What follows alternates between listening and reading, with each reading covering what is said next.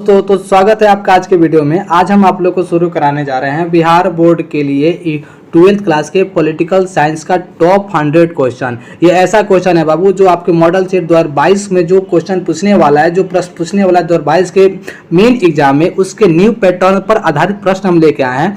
ये प्रश्न आप लोग के एग्जाम के व्यू से एकदम वीवीआई क्वेश्चन है। तो जिन बच्चों को पहले से भी आग्रह था कि सर पॉलिटिकल साइंस का क्वेश्चन लेके आइए, पॉलिटिकल साइंस का भी वीडियो लेके आइए, वो लोग भी जुड़ जाए। और जिन बच्चों को दोस्त हैं जो पढ़ना चाहते हैं उनके पास शेयर कीजिए, लाइक कीजिए, कमेंट कीजिए। जितने आपके पास दोस्त हैं वीडियो को शेयर कीजिए ताकि कई लड़कों को फायदा हो इस क्वेश्चन से, इस प्रश्न से, ठीक ना, इस वीडियो से। और वीडियो को एंड तक देखे बाबू, ठीक ना, एंड तक देखे, अंत तक देखना नहीं भूले, ठीक ना, क्योंकि इसमें जो हम प्रश्न कराने जा रहे हैं, ठीक ना, 100 इसका हम पार्ट 1 करा रहे हैं आज, ठीक ना।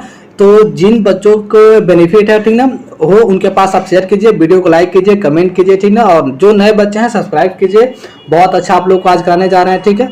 तो हम शुरू करने जा रहे हैं ये वीडियो, ठीक है। पहला प्रश्न है बाबू आपका, ठीक ना। पहला प्रश्न है कि 1930 में महात्मा गांधी ने किस आंदोलन की शुरुआत की थी? तो 1930 ईस्वी में महात्मा गांधी ने सविनय अवज्ञा आंदोलन की शुरुआत की थी, ठीक ना। Option A will be answer. किस आंदोलन की शुरुआत की थी? सविनय अवज्ञा आंदोलन की शुरुआत की थी, ठीक है। अगला प्रश्न देखते हैं। अगला प्रश्न है कि आंदोलन स्वतंत्रता के बाद भारत के समक्ष राष्ट्र निर्माण की कौन सी चुनौती थी? ठीक है, बहुत इंपॉर्टेंट क्वेश्चन है बाबू, ठीक ना, थोड़ा लंबा है, देखिएगा कि आंदोलन स्वतंत्रता के बाद भारत के समक्ष राष्ट्र निर्माण की कौन सी चुनौती थी? ठीक ना, कि भारत के सामने जो राष्ट्र निर्माण की जो चुनौती थी, जो हम लोगों ने एक अखंडता भारत बनाने का जो हम लोगों ने मार्ग चुना था, तो इसमें किस प्रकार की चुनौती थी?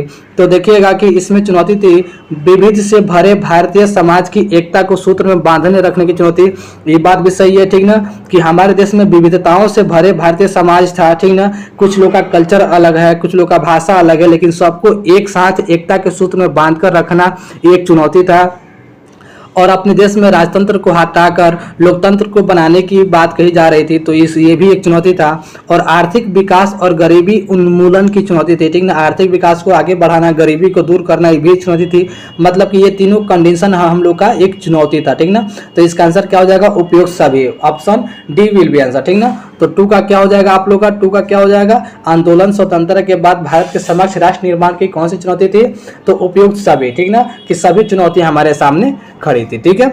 अगला प्रश्न देखते हैं हम, ठीक ना। अगला प्रश्न है बाबू कि भारत विभाजन के समय भारत में कितनी देशी रियासतें थी? ठीक ना। ये देशी रियासतें क्या है बाबू? ये देशी रियासतें है कि राजवाड़ा, ठीक ना, राजवाड़ा, ये क्या है? राजवाड़ा है, ठीक ना। कि आपके देश में कितने राजा मतलब कि उस समय राज करते थे, कितने राजवाड़ा था कुल मिलाकर? तो बताते बाबू कि आपका आंसर हो जाएगा डी विल बी आंसर, ठीक ना, 565, ठीक ना। क्या हो जाएगा? 565। तो देखिए बाबू, कहीं कहीं आप लोगों को 562 भी देता है, ठीक ना। क्या देता है? 562 भी देता है और 572 भी देता है। तो जहां 565 या 572 होगा, 62 होगा, वहां आप लोग को आंसर टिक कर देना है, ठीक ना। कहीं 565 भी देता है, 562 भी देता है, ठीक है, याद रखिएगा। अगला क्वेश्चन देखते हैं। अगला प्रश्न देखते हैं हम। 4 नंबर क्वेश्चन बाबू कह रहा है कि सांप्रदायिक निर्णय की घोषणा की थी। सांप्रदायिक निर्णय की घोषणा किसने की थी? तो सांप्रदायिक निर्णय का घोषणा रेगजे मैकडोनाल्ड ने किया था। कौन किया था? Option B will be answer. रेगजे मैकडोनाल्ड ने किया था। सांप्रदायिक निर्णय की घोषणा की थी कौन? रेगजे मैकडोनाल्ड ने किया था, ठीक है। अगला प्रश्न देखते हैं। अगला क्वेश्चन हम लोग देखते हैं। ये बहुत इंपॉर्टेंट क्वेश्चन है बाबू, ठीक ना। ये हर मतलब कि हर साल पे कहीं ना कहीं पूछ देता। अब तो बहुत ही इंपॉर्टेंट है, क्योंकि 100 ऑब्जेक्टिव लेना है इसको पॉलिटिकल साइंस से, और अब 100 ऑब्जेक्टिव तो कहीं से भी उठाना ही है। तो ये प्रश्न बहुत इंपॉर्टेंट है कि राज्य पुनर्गठन आयोग का गठन हुआ, ठीक है बाबू। प्रश्न बहुत इंपॉर्टेंट है, इसको अच्छा से पढ़िएगा। कह रहे कि राज्य पुनर्गठन आयोग का गठन हुआ, ठीक है। तो इसका गठन हुआ था बाबू 29 सितंबर 1953 ईस्वी को, ठीक ना। कब हुआ था? 29 सितंबर 1953 ईस्वी को, ठीक ना। लेकिन अगर प्रश्न आ गया कि राज्य पुनर्गठन अधिनियम कब लागू हुआ था? अधिनियम, तो आप लोग का आंसर होगा 1956, ठीक है। क्या होगा? 1956, याद रखिएगा। राज्य पुनर्गठन आयोग का गठन हुआ 1953 में, लेकिन राज्य पुनर्गठन अधिनियम लागू हुआ 1956 में, ठीक है। ये 2 चीज याद रखिएगा। अगला क्वेश्चन देखते हैं। 6 नंबर प्रश्न देखते हैं बाबू। अगला प्रश्न है आप लोग का 6 नंबर बाबू, ये कि प्रत्यक्ष प्रजातंत्र किस देश में है? ठीक ना। प्रत्यक्ष प्रजातंत्र किस देश में है? तो ये है स्विट्जरलैंड में बाबू, ठीक ना, कहाँ है? स्विट्जरलैंड में है, ठीक है। Option C will be answer, ठीक है। अगला प्रश्न देखते हैं 7 नंबर क्वेश्चन। 7 नंबर प्रश्न है कि निम्नलिखित में से कौन भारतीय संघीय व्यवस्था की विशेषता नहीं है, ठीक ना। निम्नलिखित में से कौन भारतीय संघीय व्यवस्था की विशेषता नहीं है? तो ये हो जाएगा कि दोहरी नागरिकता जो है कि हमारी विशेषता नहीं है। हमारे संघ की विशेषता दोहरी नागरिकता नहीं है, ठीक है। हमारे देश में क्या है? एकहरी नागरिकता, माने कि एक ही नागरिकता है, ठीक है। 8 नंबर प्रश्न देखते हैं। 8 नंबर प्रश्न है कि संविधान के किस अनुच्छेद में केंद्र और राज्य के बीच विधायी संबंधों का उल्लेख है, ठीक है। संविधान के किस अनुच्छेद में राज्य और विधायियों के बीच, ठीक ना, संबंधों का उल्लेख है? तो ये है बाबू option A will be answer, ठीक ना। अनुच्छेद ए 245 से 255, ठीक ना।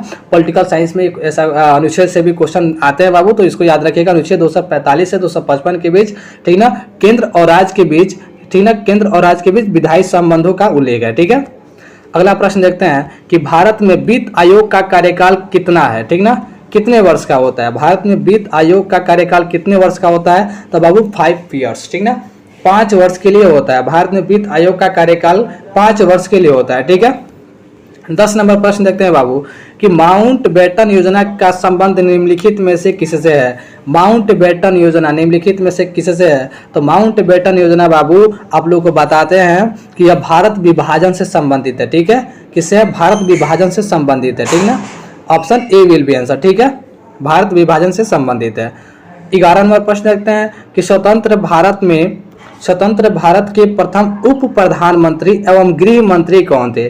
ठीक है, स्वतंत्र भारत के उप प्रधानमंत्री गृह मंत्री कौन थे? तो बाबू स्वतंत्र भारत के उप प्रधानमंत्री और गृह मंत्री थे सरदार वल्लभ भाई पटेल, ठीक ना। कौन थे? सरदार वल्लभ भाई पटेल थे, ठीक ना। और अगला क्वेश्चन देखते हैं कि स्वतंत्र पार्टी के निर्देशक सिद्धांत था, ठीक ना। इसका क्या निर्देशक सिद्धांत था स्वतंत्र पार्टी का?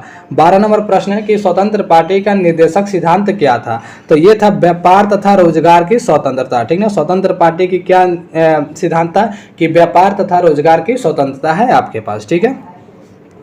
13 नंबर प्रश्न है बाबू कि मुस्लिम लीग की स्थापना कब हुई? ठीक है, प्रश्न पे आते हैं, ठीक है। ये आपका प्रश्न है, नीचे 4 ऑप्शन दिया हुआ है, ठीक है। पेज लेआउट के कारण ऐसा बात हुआ है, ठीक ना। तो आप लोग का है कि मुस्लिम लीग की स्थापना कब हुई थी? तो 13 का हो जाएगा option B will be answer, ठीक ना। ऑप्शन बी होगा कि मुस्लिम लीग की स्थापना 1906 ईस्वी में हुआ था, ठीक है। कब हुआ था मुस्लिम लीग की स्थापना? 1906 ईस्वी में, ठीक है। बहुत बढ़िया, ठीक ना। जिन बच्चों को आंसर पता है वो लोग कमेंट में जरूर आंसर दीजिए। और कैसा लग रहा है आप लोग को वीडियो, एक्सप्लेनेशन कैसा हो रहा है, इसका भी आप लोग जवाब दीजिए कि कैसा चल रहा है, ठीक ना। वीडियो कैसा चल रहा है, कमी कहाँ है, ठीक ना। हमको तो नहीं लगता कि कहीं कमी है एक्सप्लेन करने में, ठीक है। चलिए, आवाज क्लियर है ना, सब आवाज पूरा क्लियर है, आप लोग बता दीजिएगा, ठीक है। 14 नंबर क्वेश्चन है कि भारतीय जनसंघ के संस्थापक कौन थे? ठीक है, 14 नंबर क्वेश्चन है कि भारतीय जनसंघ के संस्थापक कौन थे? तो भारतीय जनसंघ के संस्थापक बाबू डॉक्टर श्यामा प्रसाद मुखर्जी थे, ठीक ना। कौन थे? डॉक्टर श्यामा प्रसाद मुखर्जी। तो option A will be answer, option A इसका आंसर होगा, ठीक है। अगला प्रश्न देखते हैं, ठीक ना। यहाँ देखिएगा बाबू, ठीक ना, यहाँ है कि यहाँ बाबू 18 होगा, ठीक है, 18 कि 1885 में किस राजनीतिक दल का स्थापना हुआ? ठीक ना, 18 होगा, ठीक ना बाबू, ये गलत है, ठीक ना। ये होगा 1885, ठीक ना, माफ कीजिएगा टाइपिंग में गलत हो गया, ठीक है।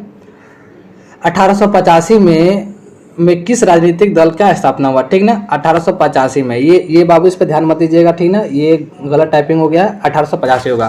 तो 1885 में किस राजनीतिक दल की स्थापना हुई थी? तो 1885 ईस्वी में आप लोग को भारतीय राष्ट्रीय कांग्रेस की स्थापना हुई थी, ठीक ना। किसकी हुआ था? भारतीय राष्ट्रीय कांग्रेस की स्थापना हुआ था, ठीक है। अगर अपन देखते हैं 16 नंबर प्रश्न है कि पंचशील समझौता किन देशों के बीच हुआ? ठीक ना, 16 नंबर प्रश्न है कि पंचशील समझौता किन देशों के बीच हुआ था? तो लोग बता दें कि भारत और चीन के बीच पंचशील समझौता हुआ था, ठीक ना। 5 बातें रखी गई थी, ठीक ना, 5 बातें रखी गई थी भारत और चीन के बीच 1954 ईस्वी में, ठीक है। कब रखा गया था? 1954 ईस्वी में भारत और चीन के बीच 5 बातें रखी गई, जिसको हम लोग पंचशील समझौता के नाम से जाने गए, ठीक है। अगला प्रश्न देखते हैं, 17 नंबर प्रश्न कह रहा है कि एक दलीय प्रभुत्व के संबंध में कौन सही है? ठीक है, एक दलीय प्रभुत्व के संबंध में कौन सही है? ये प्रश्न है बाबू आपका 17 नंबर की एक दलीय प्रभुत्व के संबंध में कौन सही है। तो ये आपका हो जाएगा बाबू option A will be answer, ठीक ना। विकल्प के रूप में किसी मजबूत राजनीतिक दल का भाव, ठीक ना। एक दलीय एक दलीय प्रभुत्व के संबंध में कौन सही है, ठीक ना। हाँ ठीक है, विकल्प के रूप में किसी मजबूत राजनीतिक दल का अभाव, ठीक है। एक मजबूत राजनीतिक दल का अभाव रहता है, ठीक ना। अगला देखते हैं, ठीक है। 18 नंबर प्रश्न है बाबू कि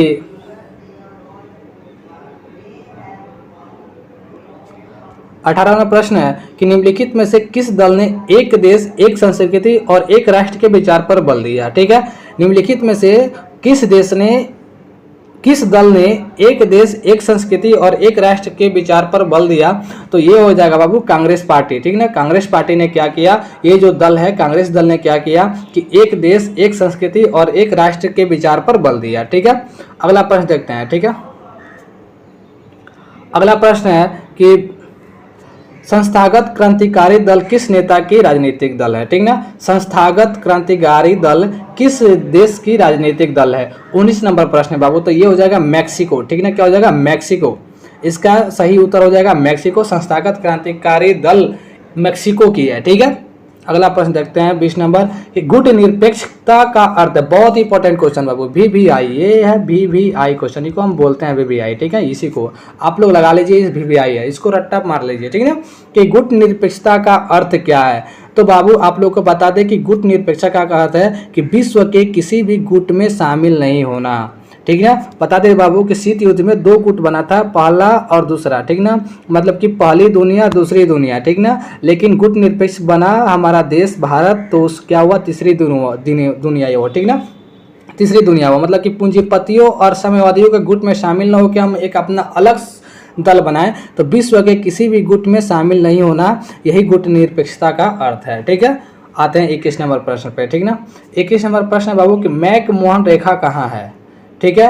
मैक मोहन रेखा कहाँ है बाबू, ठीक ना। तो मैक मोहन रेखा कहाँ है, तो ये है अरुणाचल प्रदेश में। कहाँ है, अरुणाचल प्रदेश में। Option B will be answer.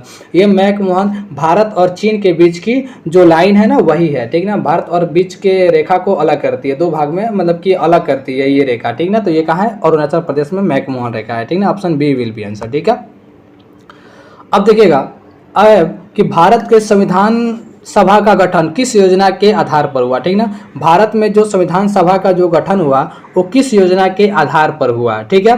किस योजना के आधार पर हुआ, तो बताते हैं बाबू कि वह कैबिनेट मिशन योजना के आधार पर हुआ, ठीक ना। किसके आधार पर हुआ, कैबिनेट मिशन योजना के आधार पर हुआ, ठीक है।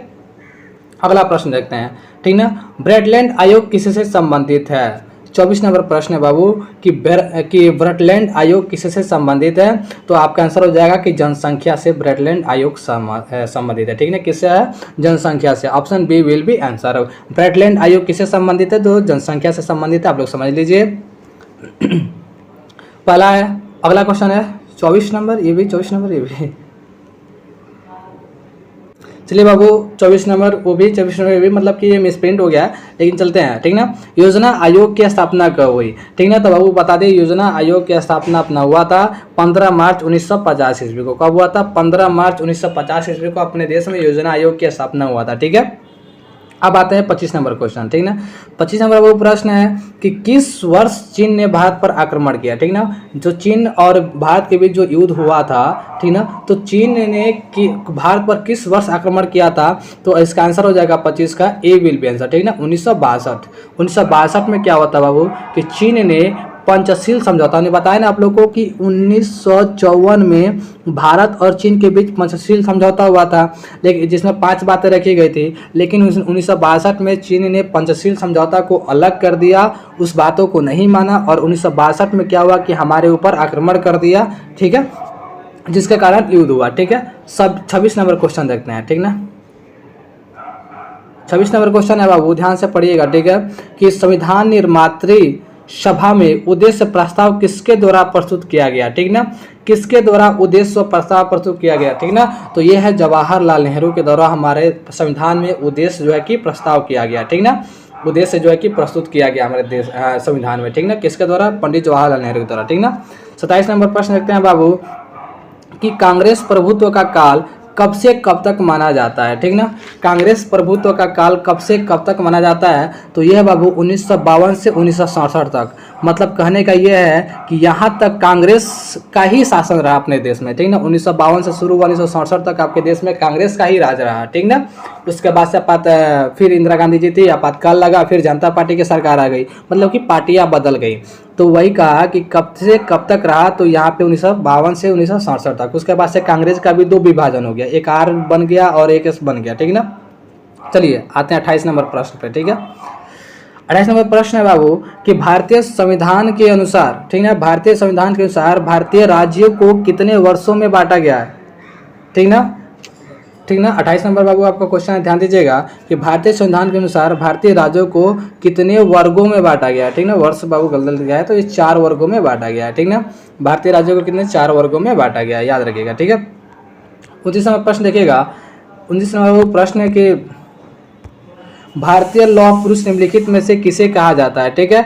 भारतीय लौह पुरुष निम्नलिखित में से किसे कहा जाता है, तो भारतीय लौह पुरुष बाबू डी, ठीक ना, सरदार वल्लभ भाई पटेल को कहा जाता है। किसको कहा जाता है, सरदार वल्लभ भाई पटेल को कहा जाता है, ठीक है।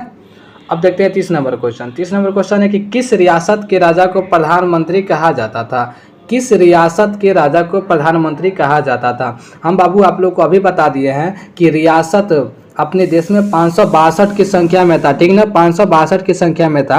और मतलब रियासत मतलब कि राजवाड़ा, ठीक ना। तो किस राजवाड़ा के राजा को प्रधानमंत्री कहा जाता था, तो ये है बाबू जम्मू कश्मीर के राजा को प्रधानमंत्री कहा जाता था, ठीक है। अगला प्रश्न देखते हैं, 21 नंबर प्रश्न है बाबू। 21 नंबर है कि भाषा के आधार पर बनने वाला पहला राज्य कौन है, ठीक ना। भाषा के आधार पर बनने वाला पहला राज्य क्या कौन है, तो बाबू 31 का सी हो जाएगा, आंध्र प्रदेश, ठीक ना। ये भाषा के आधार पर, तमिल भाषा के आधार पर, किस भाषा के आधार पर, तमिल भाषा के आधार पर बनने वाला पहला राज्य 1953 ईस्वी में यह राज्य बना था, ठीक ना। भाषा के आधार पर 1953 में पहला राज्य यह बना था, ठीक है। अब देखते हैं 32 नंबर प्रश्न, ठीक ना। 32 नंबर क्वेश्चन पर हम ध्यान देते हैं बाबू कि भारत में विविधता में एकता की विशेषता किसने बताई, ठीक ना। 32 नंबर है कि भारत में विविधता मतलब कि एक विविधता में एकता, विविधता क्या है, मतलब कि भारत में कई प्रकार के लोग रहते हैं, कई प्रकार के कल्चर के लोग रहते हैं, ठीक ना। कई प्रकार के लैंग्वेज के लोग रहते हैं, बिहार में भोजपुरी बोलते हैं, महाराष्ट्र में मराठी बोलते हैं, लेकिन इन सब में एकता की बात किसने बताई थी, तो जवाहरलाल नेहरू ने बताई थी। किसने, जवाहरलाल नेहरू ने बताई थी, ठीक है। 33 नंबर क्वेश्चन देखते हैं। 33 नंबर प्रश्न में अगर हम ध्यान देते हैं बाबू, ठीक है। 33 नंबर प्रश्न बहुत इंपॉर्टेंट है, ठीक है। ये पंचवर्षीय योजना से है, ठीक ना। तो पंचवर्षीय योजना की किस पंचवर्षीय योजना में औद्योगिकरण की तेज रफ्तार पर बल दिया गया, ठीक ना।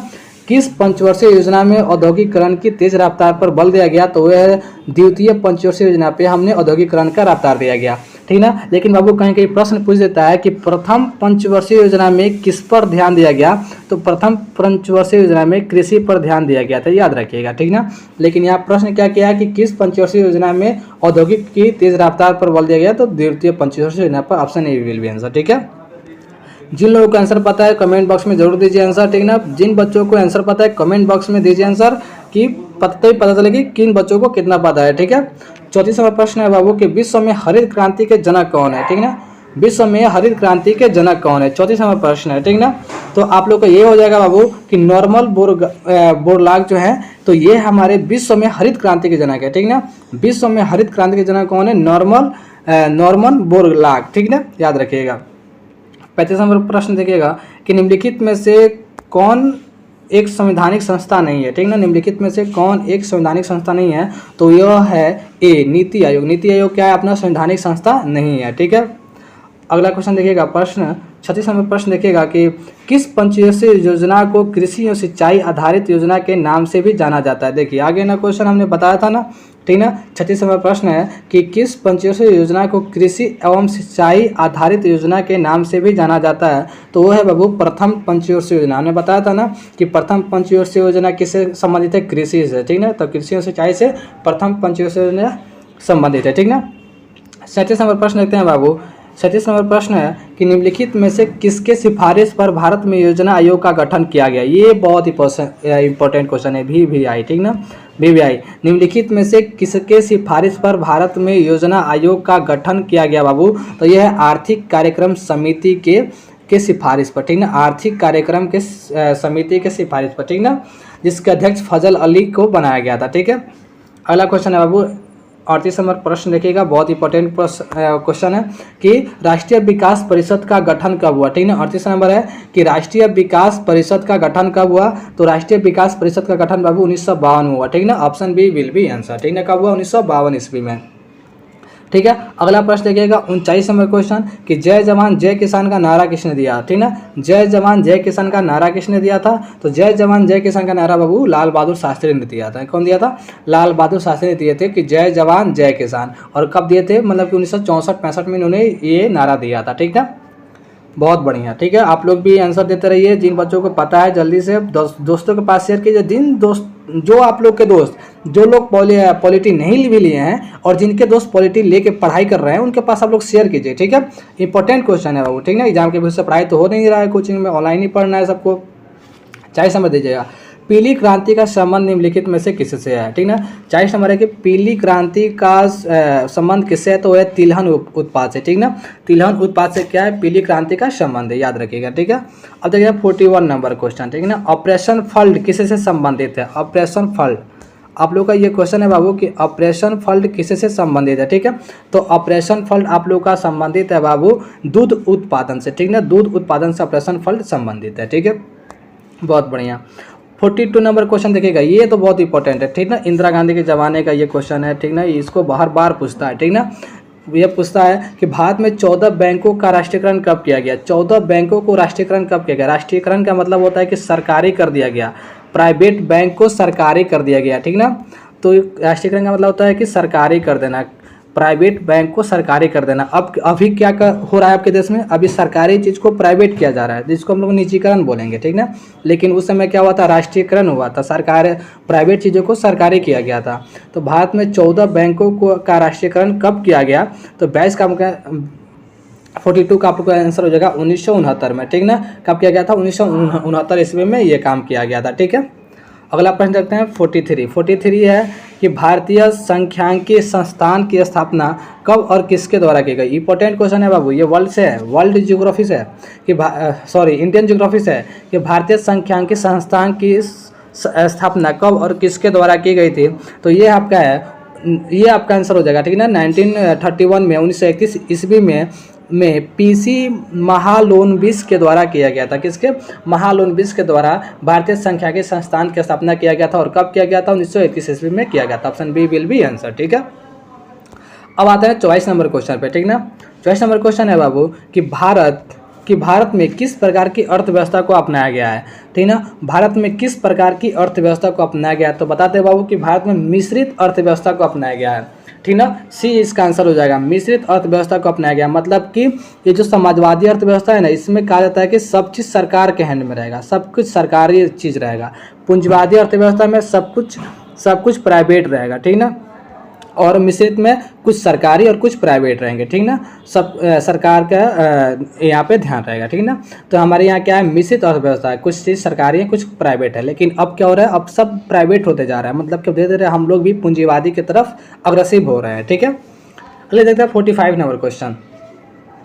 45 नंबर क्वेश्चन देखिएगा बाबू। 45 नंबर प्रश्न है कि बिहार में किस दशक में खाद्यान्न की संकट जैसी गंभीर समस्या उत्पन्न हुई थी? बिहार में किस दशक में, मतलब किस साल के दशक में खाद्यान्न जैसी गंभीर समस्या उत्पन्न हुई थी? तो वह है बाबू आप लोग का 1960 के दशक में। ठीक ना, कब? 1960 के दशक में हम लोग का खाद्यान्न संकट जैसी गंभीर समस्या उत्पन्न हुई थी। ठीक है, 6 नंबर प्रश्न देखते हैं बाबू कि संविधान निर्मात्री सभा के प्रारूप समिति के अध्यक्ष कौन चुने गए? ठीक ना, 6 नंबर क्वेश्चन कौन है कि संविधान निर्मात्री सभा के प्रारूप समिति के अध्यक्ष कौन चुने गए? तो ये है बाबू आप लोग के डॉक्टर भीमराव अंबेडकर को प्रारूप समिति के अध्यक्ष चुना गया। ये बाबू हमने कल के हिस्ट्री के भी वीडियो में आप लोग को बताया है। ठीक ना, और फिर यहाँ आप लोग को पॉलिटी में बता रहा हूँ कि प्रारूप समिति के अध्यक्ष कौन है? डॉक्टर भीमराव अंबेडकर है। ठीक है, 27 नंबर क्वेश्चन है आप लोग का कि विकास की अवधारणा के संबंध में सही कथन का चयन करें। ठीक है, विकास के अवधारणा के संबंध में सही कथन का चयन करें। ठीक है, तो बाबू आपका 47 का हो जाएगा। ठीक है, देखिएगा विकास के संबंध की अवधारणा में तो आर्थिक समृद्धि आती है। जब आर्थिक समृद्धि आती है तो विकास होता है। सामाजिक संरचना और नागरिक की दशा में परिवर्तन आता है। अगर सामाजिक संरचना और नागरिक की दशा में परिवर्तन आएगा तो उसे विकास कहेंगे। ठीक ना। असमानता में कमी आती है, माने कि हम छोटे हैं आप बड़े हैं, असमानता में कमी आती है, सबको बराबर चीज दिया जाता है, तो क्या है, विकास का उदाहरण है। मतलब कि इसका तीनों ऑप्शन राइट है, तीनों ऑप्शन सही है। तो मेरा क्या हो जाएगा, मेरा हो जाएगा उपयुक्त डी। ठीक ना, आंसर इसका डी हो जाएगा। 27 का क्या हो जाएगा, डी हो जाएगा। ठीक है, अब 48 नंबर क्वेश्चन देखते हैं बाबू, बहुत इंपॉर्टेंट क्वेश्चन, ये इसको याद रखिएगा। ठीक ना, इसको याद रखिएगा 48 नंबर क्वेश्चन को कि 2015 के बिहार विधानसभा चुनाव में किस राजनीतिक दल ने प्रथम स्थान प्राप्त किए। ठीक है, ये देखिएगा चुनाव से पूछ दिया क्वेश्चन कि 2015 के बिहार विधानसभा चुनाव में किस राजनीतिक दल ने प्रथम स्थान प्राप्त किए, तो वो था राजद। कौन था, राजद। लेकिन बाबू ये 2015 का है। ठीक ना, आप लोग को ये मॉडल सेट हमने 2022 के लिए सेट किया है ना, तो 2022 में आप लोग को सवाल आ सकता है कि 2020 के चुनाव में, तो अभी जो हम लोग का 2020 का चुनाव हुआ तो इसमें किसको मिला, तो इसमें मिला था बाबू बीजेपी को। ठीक ना, किसको मिला था, बीजेपी को। और 2015 का पूछे तो राजद को, 2020 का पूछे तो बीजेपी को, दोनों क्लियर हो गया। चलिए 49 नंबर पे आते हैं। ठीक ना, 49 नंबर प्रश्न पर हमने ध्यान दिया कि किस देश की भांति भारत में भी पंचवर्षीय योजना लागू किया। मैंने भारत ने पंचवर्षीय योजना लागू किया या किस देश को देख के लागू किया, किस देश में पहले लागू था उसको देखा देखी भारत ने भी अपने यहाँ लागू किया, तो वो था सोवियत संघ। सोवियत संघ बाबू यहाँ रूस होगा। ठीक ना, सोवियत संघ रूस के देखा देखी हम लोगों ने लागू किया। ठीक ना, डी इसका आंसर हो जाएगा, डी विल बी आंसर। ठीक ना, 49 का क्या हो जाएगा, डी। रूस पहले रूस में पंचवर्षीय योजना लागू हुआ, उसके बाद से अपने देश में लागू हुआ। ठीक है, अगला प्रश्न देखते हैं। ठीक है, अगला प्रश्न है बाबू 50 नंबर और लास्ट क्वेश्चन है, लास्ट प्रश्न है। ठीक ना, कि स्वतंत्रता के बाद भारत अपनी नीतियों के संचालन में निम्न में से कौन नीतियों का महत्व दिया। ठीक ना, माने भारत की जितनी भी नीतियाँ बनी हुई थी तो संचालन के लिए भारत ने किस नीति का सबसे ज़्यादा महत्व दिया था, तो बता दें कि भारतीय संविधान के सभी जो थे उसको मतलब कि महत्व दिया। ठीक ना, जनतंत्र समाजवाद की स्थापना। ठीक ना, भारतीय समाज की व्यवस्था के आधुनिक सामाजिक व्यवस्था के बीच समन्वय, वसुधैव कुटुंबकम का सूत्र, मतलब कि उपयुक्त सभी भारतीय संविधान के, ठीक ना, सभी नीतियों को संचालित किया। तो बाबू आप लोगों को बताइएगा, आप लोग का टॉप 50 क्वेश्चन हमने आज कराया, इसको बोलेंगे पार्ट 1। ठीक ना, क्या बोलेंगे बाबू, इसको बोलेंगे पार्ट 1। पार्ट 1 आप लोग का आज क्लियर हुआ। आप लोग 50 को याद कीजिए, वीडियो को 2 बार 3 बार जरूर देखिए, आप लोग के लिए इंपॉर्टेंट है। जो लोग पॉलिटिकल साइंस लिए उसको हल्के मत लीजिए, बहुत इंपॉर्टेंट क्वेश्चन हमने आप लोग को कराया है और एग्जाम के व्यू से बहुत अच्छा है। ठीक है, तो पार्ट 1 है, पार्ट 2 के लिए इंतजार कीजिए, पार्ट 2 कल आएगा। ठीक ना, और सेशन में दीजिए कि कमेंट कीजिए कितने आप लोग के स्कोर किए, कितना स्कोर हुआ आप लोग को। ठीक है, धन्यवाद, गुड इवनिंग। कल के लिए हैप्पी टीचर्स डे आप लोग सभी को। ठीक ना, जय हिंद, जय भारत।